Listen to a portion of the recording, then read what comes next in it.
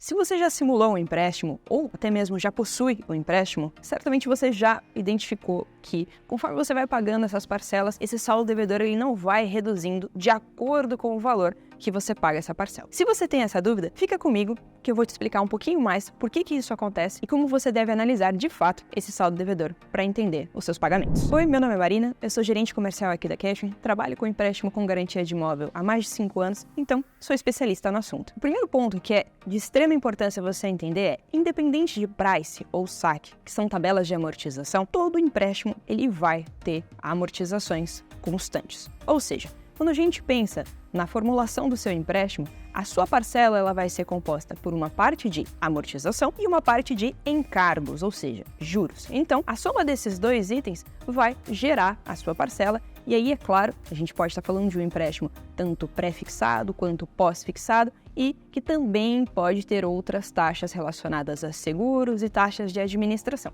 Mas aqui a gente vai focar especificamente em encargos e amortização. Pensando nisso, indo um pouquinho para o caminho da tabela Price, que é a tabela onde a gente tem uma parcela constante, o que vai acontecer? Por ela ter uma parcela constante, ela vai ter uma amortização um pouco mais baixa do que se a gente comparar com a tabela Saque, que nada mais é do que sistema de amortização constante. Então, quando a gente compara essas duas tabelas, o que vai acontecer? Na tabela Price, você vai ter uma parcela muito mais baixa do que se a gente comparar com a saque, mas uma parcela que fique constante do início ao fim. Então, independente do prazo, você vai pagar exatamente aquela mesma parcela. Lembrando que, se for numa taxa de juros pós-fixada, seja IPCA, IGPM, você também vai ter um incremento desse indexador que varia mês a mês. Mas voltando aqui falando um pouquinho sobre a diferença de saque e price. Quando a gente pensa na price, justamente por ela amortizar muito menos, o seu saldo devedor no fim do dia, ele vai reduzir de uma maneira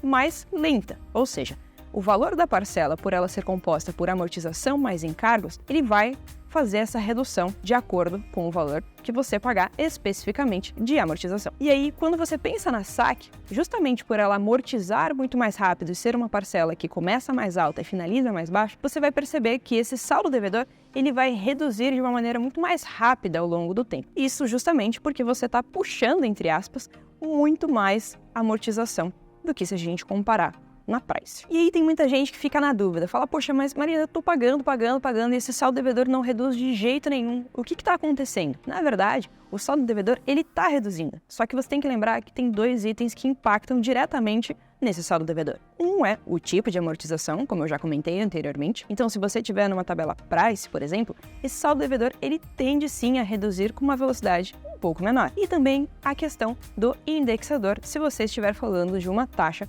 pós-fixada. Então, a depender do indexador que o seu contrato estiver atrelado, pode ser que num determinado cenário você acabe pagando um pouco a mais ali pela variação e pelo aumento dessa parcela no mês a mês. E aí fica essa sensação de que o seu saldo devedor não sai do lugar. Mas no fim do dia, ele sai e ele tem essas amortizações constantes, principalmente na saque, e na price, uma amortização que ela vai variando ali mês a mês, mas que no fim das contas, essa parcela vai ser constante e com uma previsibilidade muito maior para você. Um outro ponto que às vezes causa muita dúvida e que se você tem um empréstimo, você já deve ter se perguntado é, vale a pena eu pagar esse empréstimo no meio do caminho, antecipar, amortizar de uma maneira extraordinária? A resposta é sim, vale super a pena. E por que isso? Pensa aqui num cenário onde você tem um empréstimo de 168 meses e uma parcela de R$1.000, você vai pagar esses R$1.000 vezes os 168 meses. Mas lembra que, independente de saque ou price, essa parcela ela é composta por amortização mais encargos. Então, mês a mês, você vai pagar os juros sobre aquele valor emprestado a você. Mas num cenário de antecipação, esses juros eles são trazidos a valor presente. Então, aquele saldo devedor que você está vendo naquele momento é o valor que você de fato deve para o banco ou para a instituição financeira. Mas o valor que você paga ao longo do tempo, ele vai ser diferente justamente por essa questão dos juros. Então, pensando numa parcela aí de R$1.000 por mês, como eu já tinha trazido anteriormente. Essa parcela, vamos supor que ela é composta por R$500 de amortização e mais R$500 de encargos. Lembrando que esses são só valores fictícios. Num cenário onde você antecipa, onde você traz esses valores a valor presente, esse valor de encargos, de juros, ele não vai ser cobrado. Por quê?